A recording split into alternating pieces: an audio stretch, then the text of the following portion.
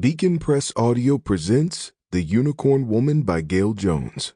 This audiobook is narrated by Ruffin Prentiss. Published by Beacon Press Audio, 2019. Book 1.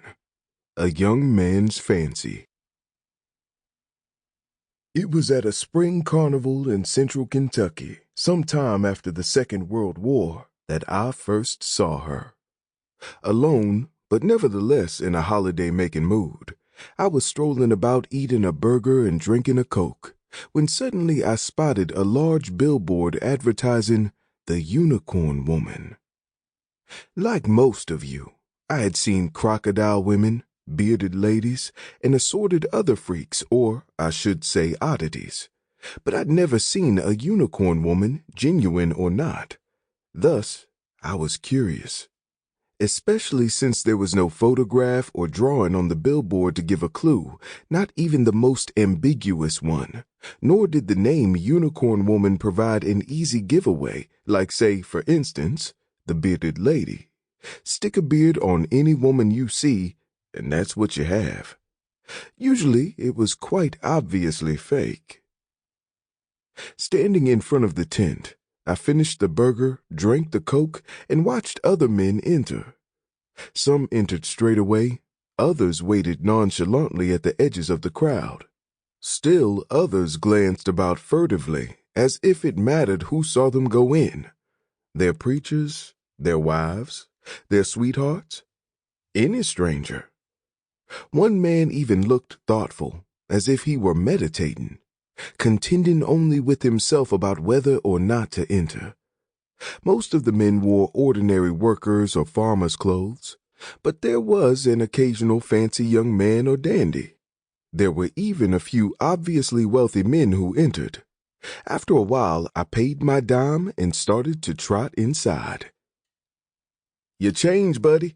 It's just a nickel." "Thanks. You'll be glad you went in. She's lovely."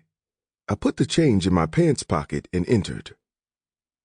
Of course, I had expected to find either a woman in a cage or a unicorn in one, even though I'd read somewhere that the unicorn was a mythical beast, which had only existed in the collective imagination, a fabled creature, a creature of fables, of legend. It appeared only in art and literature, some ancient myth that had origins in India or China, and then had inspired the imaginations of people everywhere. The subject matter of historians and philosophers, and there were even said to be some medicinal cures and medicinal magic in the horn.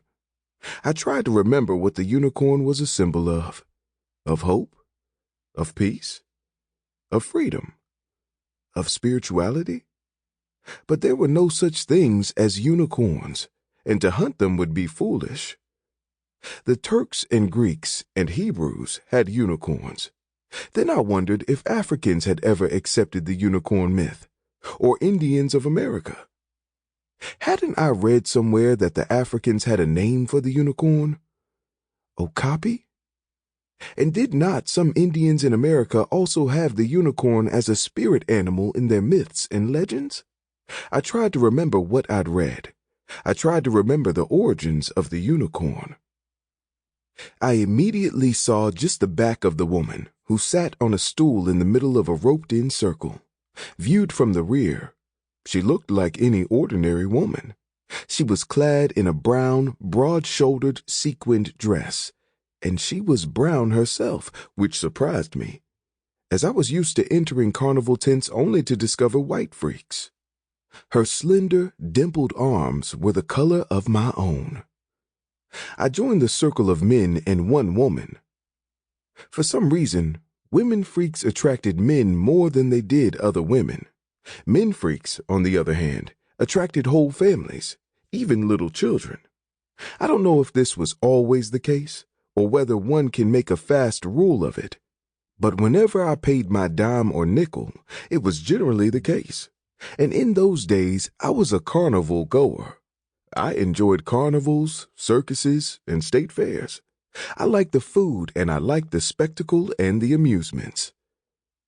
When I got to the side of her and was able to observe her in profile, I saw the spiraled horn protruding from her forehead like a bull's horn or a goat's, diagonally pointed upward.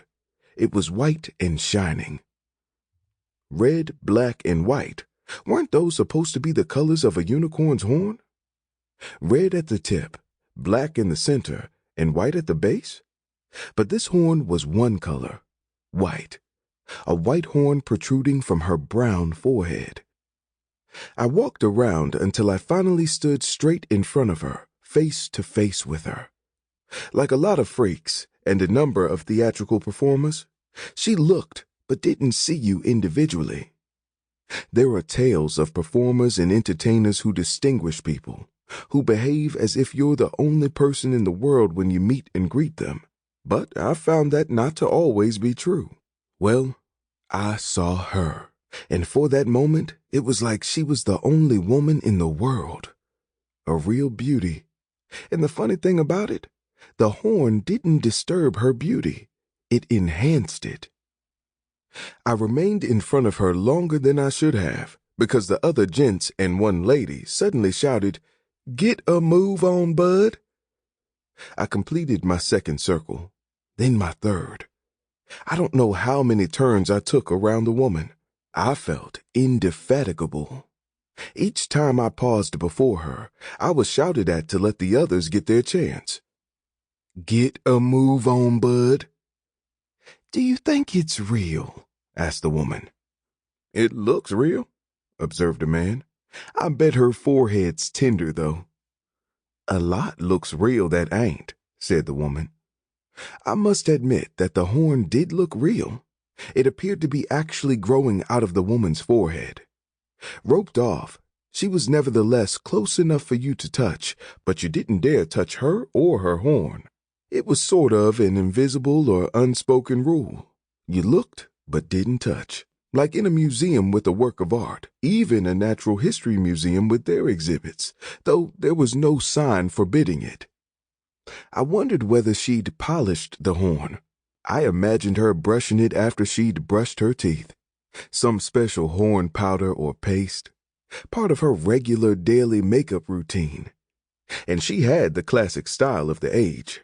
Well-manicured eyebrows and Vaseline to give a special shine to her red lips. And she was well-groomed. The horn looked real, like I said, but in those days, I did not believe it was. "I didn't know what I expected to see," said the woman. "I thought it was going to be part unicorn and part woman, not all woman and just that horn sticking out of her forehead." "Well, I never would have believed anything else," said the man, with a look of appreciation. "I can believe the horn. Plus, the horn's what lets you know she's a unicorn. Wouldn't be a unicorn without a horn." "Could be a goat," said the woman. "Ain't a unicorn supposed to have a goat's beard anyway? A goat's beard and a lion's tail, not just a horn. I saw a picture of one in an encyclopedia." "She kind of reminds me of Billie Holiday. Lady Day." "Every good-looking woman reminds you of Billie Holiday." Every time I got in front of her, I stayed too long. "Get a move on, bud," they shouted yet again. "That stool should be electrified and she should turn," said the woman. "We shouldn't have to turn. She should turn and let us just stand and watch. Look at her. She's an odd creature. She should give me some makeup tips." The next time I saw her, she had an electrified stool that turned, and her audience just stood and watched. Mirrors could have done the trick, but with mirrors, you'd possibly never get to observe the real woman. "Stop hogging the front. I don't want just a reflection." "Move it, Joe." As I moved, I noticed that whenever there were other displays of cupidity, the people in line waited patiently, talked among themselves till their turn came around.